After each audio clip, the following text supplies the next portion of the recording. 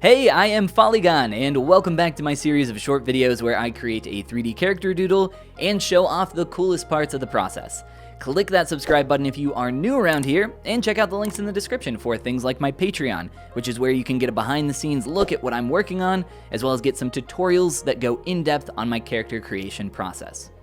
In this video, I will be creating a derby girl, or at least a girl wearing a derby hat. As many of you know, I've been playing around with my own work a little more, and that means playing around with art style.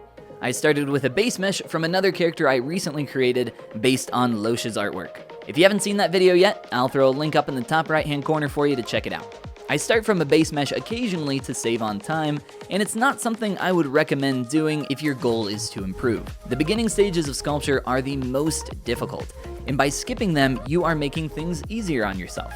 But if that's your intention, that is honestly perfectly fine. With this character, my intention was to get it done faster than usual, hence starting from a base. I'm trying to iterate on different ideas and styles quickly, and that unfortunately kind of requires a lot of time.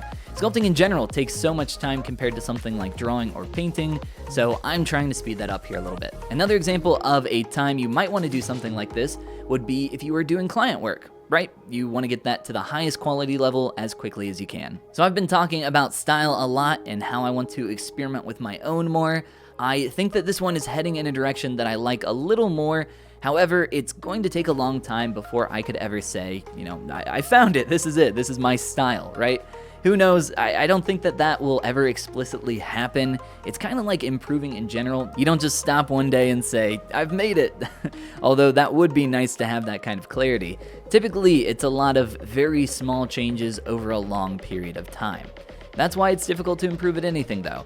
And hopefully my channel and art can serve as an example of that process at work. You can go back and look at older stuff that I've made and see improvements over time.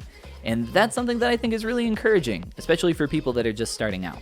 Whew, these are kind of becoming a little vloggy, and I may have to make these a little longer in the future. Get out all my brain thoughts. Kind of Dear Diary sort of thing. Well, anyway, hope you guys enjoyed the video. If you did, click that like button and check out my last one where I made DC Comics Punchline. With that, you guys have a fantastic rest of your day, and I'll see you in the next one.